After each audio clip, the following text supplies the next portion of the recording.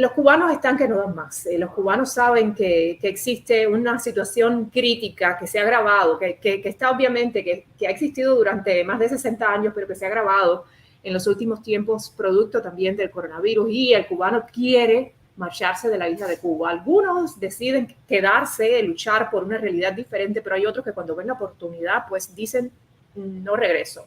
Y ese es el caso de los peloteros cubanos que obviamente decidieron desertar de este equipo de béisbol y se quedaron en México.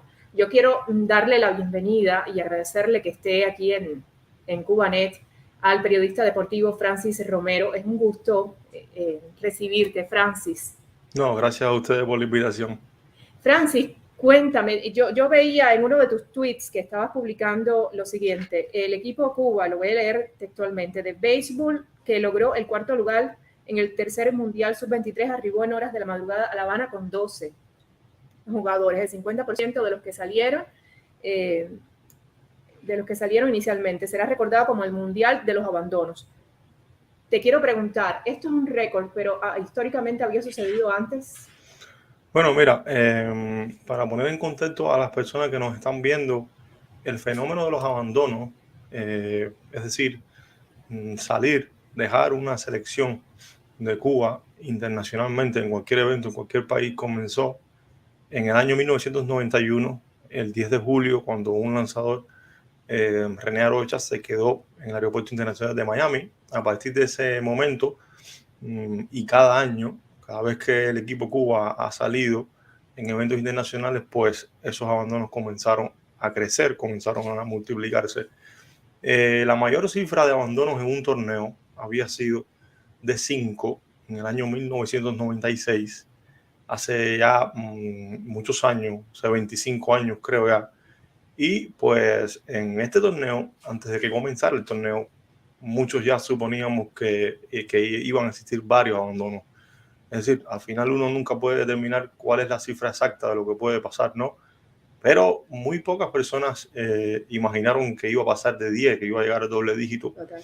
Por tanto, esta cifra de 12 salidas en un evento, en un torneo, pues se convirtieron en el récord de salidas desde que comenzó esto en 1991. Es decir, duplicó aquellos 5 abandonos que hubo en el año 1996. También vale decir que, por ejemplo, hubo números escalofriantes en lo que sucedió con esto, ¿no? Y bueno, eso yo lo pude sacar tuve que echar mano de mi libro, de mi investigación El sueño y la realidad, que publiqué el año pasado, porque no dominaba estos datos de memoria. Y básicamente, bueno, encontré que en la década del 2001 al 2010 hubo 7 abandonos en todo ese lapso de todos esos años. Y es decir, acá en un lapso de 12 días, pues hubo 12. Es decir, hubo casi 5 abandonos más que lo ocurrido en toda una década, en todo un periodo de 10 años. Es decir, que cuando tú vas a los números y a lo que nos ha dejado la historia en cuanto a estos fenómenos, pues lo que sucedió acá hace unos días en este Mundial Sub-23 de béisbol fue algo sin precedentes.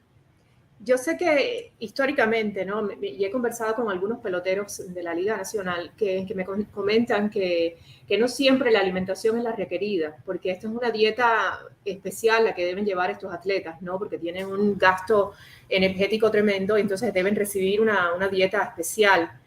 ¿Tú conoces que eso se le está ofreciendo de manera correcta? ¿Has conversado con alguno de ellos en estos momentos, o también les ha afectado la crisis económica que está viviendo mucho más avanzada al pueblo de Cuba? Bueno, en el tema de cómo los jugadores pueden tener todas las condiciones para desarrollar dentro de la Liga Cubana de Béisbol, pues hace mucho tiempo, según fuentes que consulté, jugadores que consulté también, existía unas mejores condiciones dentro de todo el panorama que se le brindaba a los jugadores. Pero en los últimos años ha decaído un poco por la misma crisis económica que está viviendo Cuba. Es decir, las condiciones han empeorado, que igualmente, comparándolo con otros deportes del país, pues los beisbolistas siempre fueron considerados como privilegiados en este sentido, porque, por ejemplo, los baloncetistas o los futbolistas que practican la Liga Nacional de sus deportes, pues no tienen estas condiciones por tratarse del béisbol, un deporte nacional. Es decir, pero básicamente lo que me está preguntando, eso ha empeorado en los últimos tiempos. Francis, el futuro de estos 12 deportistas que se quedan en México, ¿cuál sería? ¿Tendrían alguna esperanza de retomar su carrera? ¿Qué pudiera pasar con estos muchachos?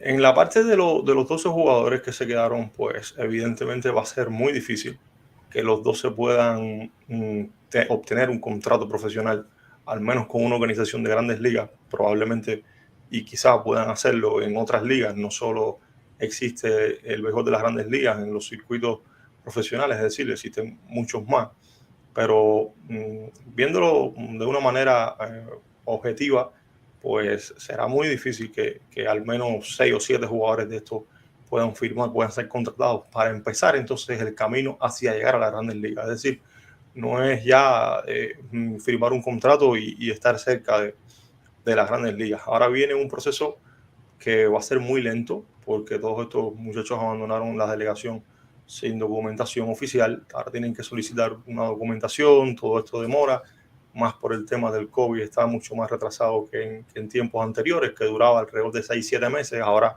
probablemente dure más de 12 meses. Y por tanto, yo creo que en general entre 5 o 6 jugadores tienen bastante talento para así ser contratados por organizaciones de grandes ligas. Me refiero a Luis Danis Morales, el primero que abandonó en el aeropuerto del Distrito Federal, Uber Mejías. Me refiero también a Brian Chi, lanzador de Industriales, Loide Chabelli Jr., Yandy Llanes. Es decir, jugadores que, Heiser Cepeda, jugadores que todavía tienen la posibilidad de firmar. En el caso de los otros jugadores, pues probablemente no lo consigan. Quizás, bueno, ojalá que lo hagan, pero no son jugadores que eran muy buscados, no son jugadores que eran muy perseguidos por organizaciones debido al talento. Por tanto, estos jugadores probablemente elijan la vía de llegar a los Estados Unidos por la frontera, por alguna de las fronteras que están en México, y entonces solicitar acá el asilo político y más bien entonces ver qué sucede luego, cómo pueden cómo pueden ponerle ruta a su carrera si es que la deciden seguir. Pero probablemente pues todas estas decisiones, en parte hablamos de 6-7 decisiones de escapar de este equipo nacional, pues se deban a una condición de escasez, de problemas económicos, de una opción de vida que tomaron estos jugadores más allá de una decisión deportiva para perseguir un sueño. Hay dos memes que me llamaban mi atención.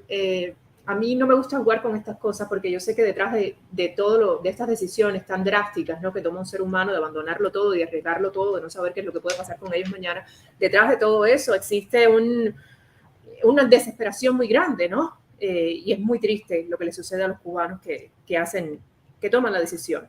Pero yo veía estos dos memes, uno hablaba de las cosas distintas, ¿no? Que está el Niquí, está esto por oro y los peloteros cubanos. Y por otra parte leía otro que decía que en el futuro, pues los eventos deportivos, los torneos se iban a estar realizando en Cuba por Zoom. ¿Qué crees tú? ¿Va a cambiar el futuro de los eventos deportivos a los que tengan que asistir estas personas?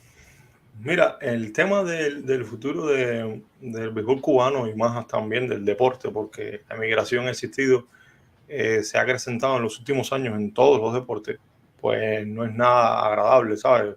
Al menos que Cuba tenga un cambio drástico dentro de su política, que quiera profesionalizar sus ligas, que quiera traer un nuevo modelo de ejercicio deportivo que no sea el anterior, pues entonces los jugadores tendrán más remuneración económica, tendrán una liga que dependa por sí mismo y no de otras cosas, y tendrán también más una motivación extra para no emigrar. Esta es la única vía por la que puede disminuir este éxodo. Y según la situación y según como se están presentando los hechos, el béisbol no cambiará mucho más de lo que ha hecho. Es decir, ellos implementaron una política de contratación en el exterior, pero solo para jugadores que tuvieran realmente el talento de hacerlo. Ahí estamos hablando de que es una base de un 15-20% del talento de la generalidad. Todos esos talentos que quedan, que no van a poder ser recompensados con este tipo de contratos porque no son solicitados en otros países o en otras ligas, pues entonces van a caer en la desmotivación y entonces lo que van a hacer es buscar emigrar de por sí. Por tanto, yo creo que a menos que no exista un cambio drástico, he leído varios periodistas que viven en Cuba, no solo de los que trabajan con medios oficiales, sino también otros que trabajan en medios alternativos, que han dicho que se han referido a este tema. Es decir, tienes que tratar de ver si puedes crear un auge dentro del deporte para que las personas no vean como la única salida escaparse del país. Alguien me escribe por interno, Francis, y me dice, aunque no sean peloteros, pueden por lo menos aspirar a vivir como seres humanos, ¿no?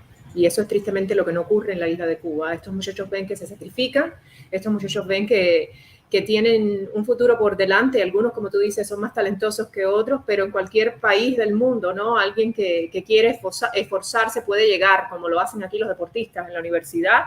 Pues si se esfuerzan y si realmente, verdaderamente tienen esa disciplina, pues pueden llegar incluso a incorporarse a los equipos más importantes de los Estados Unidos. Eso no pasa en la isla de Cuba y además estos muchachos terminan al final, cuando ya pasan a no tener valor, pues a vivir como un ciudadano X de cuarta, de quinta, como vive la mayoría del pueblo cubano. Agradezco mucho que hayas estado con nosotros. No, el gusto es mío. Es un gusto. Aquellas personas que quieran seguirte en las redes, ¿cómo pueden hacerlo? ¿Cómo pueden estar en contacto contigo, sí, Francis? Que me busquen por las redes, Francis Romero. Yo soy reportero de béisbol, escribo sobre todo, pero me especialicé en el éxodo del béisbol y terminé hace un año, publicamos un libro que es El sueño y la realidad. Ya. Es decir, pues, quien quiera saber más sobre todas estas historias de salidas, de éxodo, esto no es una cuestión que comenzó hace un año ni dos, esto es una historia que viene desde el año 1960, cuando en Cuba se terminó el profesionalismo por decreto y pues entonces pueden encontrar el libro en Amazon, en varias plataformas, para que ahí también puedan ver los testimonios de jugadores de otras épocas y también de las épocas actuales y puedan entender también cuando suceden este tipo de manifestaciones del éxodo, quizás en la historia puedan entender un poco más que esto es fruto y consecuencia de las cosas que han ocurrido también en el pasado. Por supuesto, y tristemente producto del sistema, ¿no? Que no ampara, que no beneficia a sus ciudadanos. Gracias por haber estado con nosotros. Gracias a ustedes.